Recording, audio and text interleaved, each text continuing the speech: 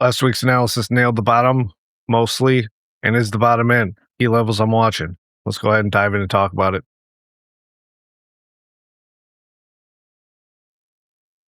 Hey, howdy everyone. Tony here. Hope you're doing well. As always, we're going to take a look at Bitcoin here out on the daily and work our way into the smaller time frame. See if we can find any patterns or clarity in the price action that we can take advantage of. Also going to be checking out some correlated assets and some rotation in the markets. Also, real quick, just want to let you guys know that Trade Devils is putting on a 4th of July sale here for 30% off. So come check out the website and take advantage of that if you want to learn more about technical analysis. This is where I primarily learn everything that I know about technical analysis. We go over Elliott wave, algo hunting. So definitely come check it out if you're interested. All right, let's get into the analysis. Out here on the daily, is the bottom in is the big question. This is going to be a quicker video. It's July 4th. Happy 4th. Hope you have a good weekend. So looking at this, using this trend line here, we did bounce off the trend line to the tick. We have a 618 retracement of the larger degree move to the upside and the retracement. And we have some divergence here on the EWO. So we do have some signs that this could be potential bounce spot or turn spot. We also did hold the level at 58,285 here that we were watching last week. So there are some clues that are lining up for a potential bounce here. But again, it's all in how the price action reacts and what we're going to do from here. So right now, on the bigger picture, we have not changed the trend yet. First thing that bulls need to do is break back above 65K here and flip it into support, or at least move up, break the level, come back in, retrace into that internal impulsive move, and then continue on to the upside so we get yet another higher low and go deeper into the larger impulsive range here at a minimum for a potential trend change to the upside. Last week, we were watching for this to play out. But when we dig deeper down, we'll talk more about that. One thing that hasn't quite shown up yet here is some volume. I'd like to see some more volume come in to prove that this move is what's wanted by the market. But overall, this move up or this bounce up is looking pretty strong at the moment. Not to say that we haven't had strong moves in the past that have turned out to just roll over and continue on to the downside. But this is how trend changes start. We get a move down to an area of interest, and then we get a reaction out of that area of interest. Now it's just a matter of pulling a retrace, holding that lower low, staying above that lower low, and continuing on and breaking some more of these levels and flipping these levels back into support. I think the first of the month has kind of played out.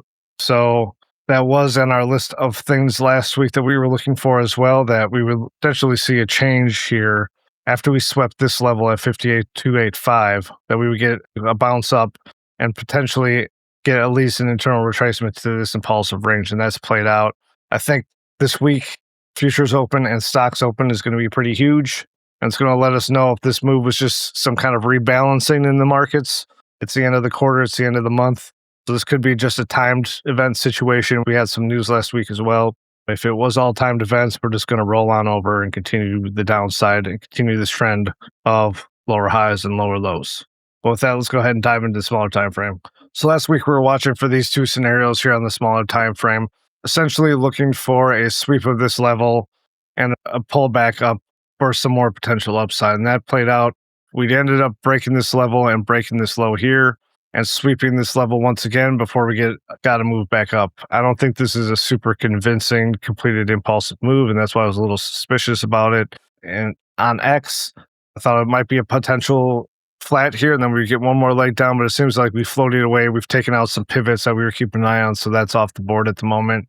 We're also looking for some potential sideways, and I think that's what's kind of playing out now. If this is not a larger degree turn, we're just going to be going sideways, and it's all going to be on how we retrace this move to the upside. Now, if we go back to the larger time frame here, I think we have enough here in the ways of swings. Call this a potential completed impulsive move to the downside. We have 1, 2, 3, 4, 5 swings. This final swing is slower and uglier, and it's swept the low of the wave 3 here. So we have the basic swings of a 5-wave move. And also on the smaller time frame, we have the same thing. The count doesn't end perfectly or anything like that. We got the swings we needed. So there's a potential that we are done. I'm more on the purist side of things, but I've also seen some swings complete like this, and then we end up getting a turn, and I'm kind of left in the dust. So I'm definitely considering that this is a completed impulsive move down. We're either retracing between this level here for more continuation to the downside, or we're going to have to hold this internal retracement that we have over last week and continue the upside, either again coming into this impulsive range or heading up higher beyond that. So last week, we were calling for a potential turn here after a sweep below. We got that. Not as pretty as I'd like to see, obviously. We like to see everything nice and ideal and picture perfect, but that's not how the market plays sometimes. So what are we watching for on the lower time frames, and how can we be more confident that the move is to the upside? I'm going to be watching some of these other levels here, and this is one of the charts that I put out in the Discord and on X. But essentially, what we're looking for is a hold of 60.7708, and this is the level that I'm keeping an eye on. If we end up breaking down below that, something suspicious, and I think we're done, and we're going to keep rolling over to the downside. We are still within a trend at the larger degree in this level here, so we still have to break above these levels up here, these pivots, to prove that the downtrend is turning around at the larger degree. At the smaller degree, we have fulfilled the need of breaking the lower high here, putting in a lower low, and then breaking that sequence to the upside. Now it's going to be all about the retrace to see where we are in this next move. As you can see, these levels have been playing for us mostly. We've been breaking above it, reacting to it. Now we need to see it come back and the other side to play a support before we get continuation. So if we are done here, we start rolling over this week. The key level for me, as I said, is 6708. If we end up breaking down below that for more than a quick wick, I think things are falling apart here. And this was just an internal return to this larger degree, impulsive move to the downside, which we are bouncing out of the algo zone here. This level is important because it has played as support in the past, resistance here, as these other levels have, but this is a more obvious one, and it matches up with the 50 fib retracement here as well. So that's what I'm looking for here on Bitcoin on the 4-hour. Bulls need to hold these levels as support and continue the upside breaks, eventually taking out these higher low pivots at the larger degree, making this move look a lot more convincing that we're actually changing the trend regardless of time frame to the upside. That brings us to the correlations here. The first one I want to start out with is ETH.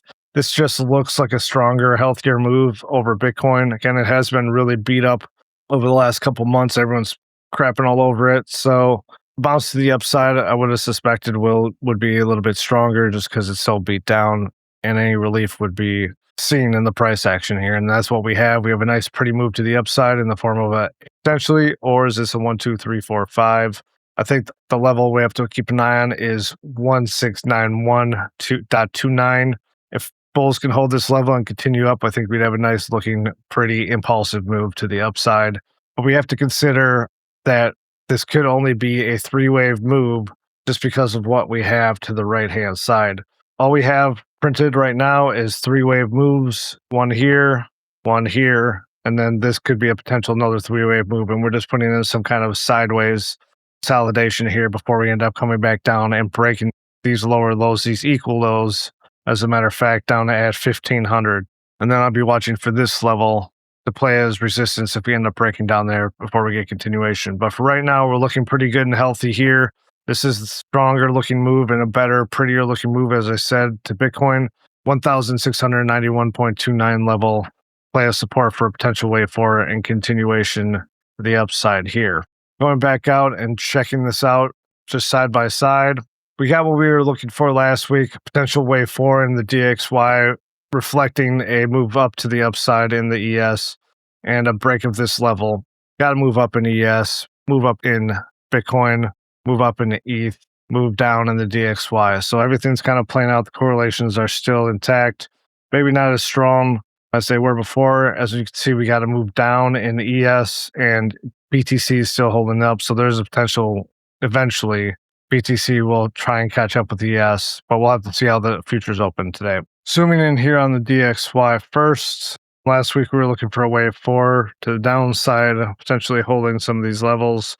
Again, looking back, we're at the top of the broadening wedge. We're retesting the breakout level that we had a couple weeks ago.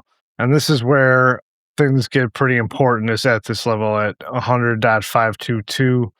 Are we going to hold this as support? If we do and end up heading back up to complete a nice completed impulse to the upside here, I think that would be a nice look. I think it would also affect the other assets as well. If we end up breaking back below here and sweeping 100.197, I think there's a potential that the move up is over, but it's all going to be on how we retest the other side. Nothing has to play out as a perfect Elliott wave pattern, regardless of what all the zealots say.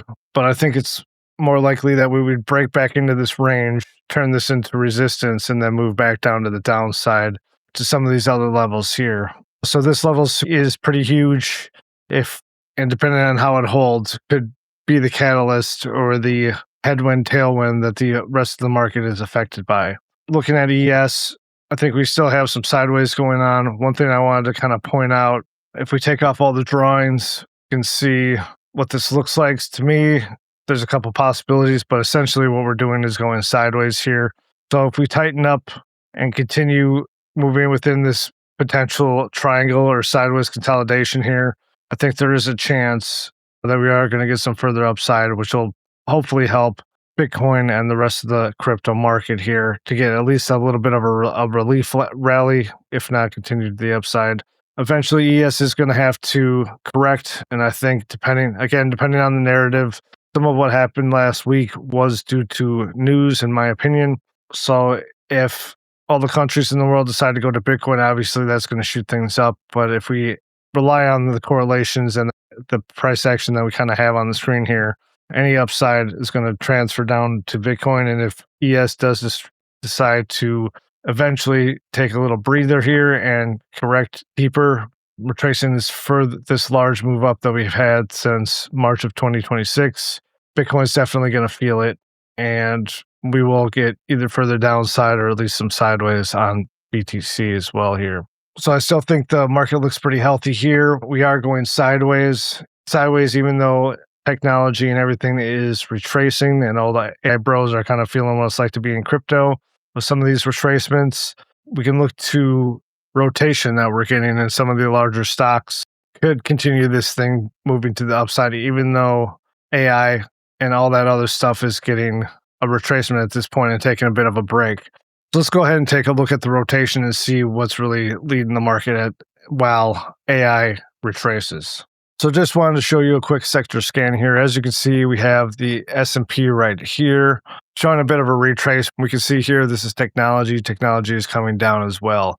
It has given us quite a move up, so a correction here isn't a crazy thing to see.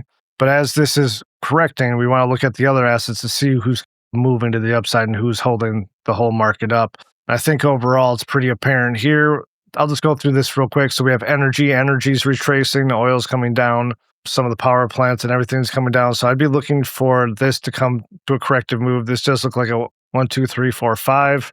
So if this comes down in a wave 4, I'd be looking for this sector, energy, to finish correcting and start moving to the upside again. So this might be a good spot to look at for a pullback and potential entries to the upside if we end up getting a reaction in a wave 4, most likely targets. But I won't go through every single one of these. You can see that some of these are correcting. Communication is correcting. Consumer discretionary is on my radar as potentially moving to the upside. But we have industrial moving to the upside swiftly, financials moving up, and healthcare moving up. And they're basically taking the mantle for technology and the AI bros at the moment and keeping the levels and keeping the broader market here staying sideways at minimum. Depending on how it's all weighted, we'll have to see if this is going to be enough. But we do have some sectors taking over and moving to the upside. And moving on to the other sectors, I have SPY over here, but some of these other ones have retraced and might be potentially moving to the upside. So just as long as all of these other markets are kind of taking the place of the more heavily weighted technology sector, I think there still is a chance that ES is going to remain at least sideways for the next coming weeks, and we're still looking okay. And as I've always said, ES is happy. The Bitcoin and crypto could be at least happier, and we have more potential for an upside move in that space. Right now, the bulls have a good look going for them. We've been breaking lower lows and lower highs, and we're starting to break some of these levels of interest at the lower degree. Now we just have to continue up and start breaking some of these higher degree pivots to show more strength at the larger degree. Over the next week, I'm watching for this to pull back, hopefully in a clear fashion, so that we can look to add to a long potential here.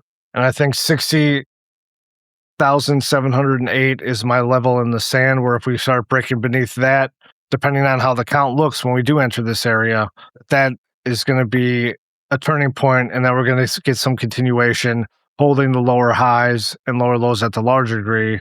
We get the continuation to the downside, breaking 58K and heading lower down. On the bull side, we want to hold these levels. The last level I'm watching, of course, is the line in the sand here at 60,708. And we get continuation to the upside in an impulsive, motive manner, proving that this is the way the market wants to go to the upside. That's just what I'm looking for this week. If you have any questions, concerns, please leave a comment down below. I'll read them all. If you like this type of analysis, or if you learn something new, please consider subscribing and giving me a thumbs up. Also, again, if you're interested in learning more about technical analysis, I would definitely recommend coming over and checking out TradeDevils.com. Right now, we have a 4th of July sale going on where you can get some money off and learn some technical analysis during the bear market in preparation for the next move to the upside. And with that, trade safe, trade clarity. Take it easy. Later.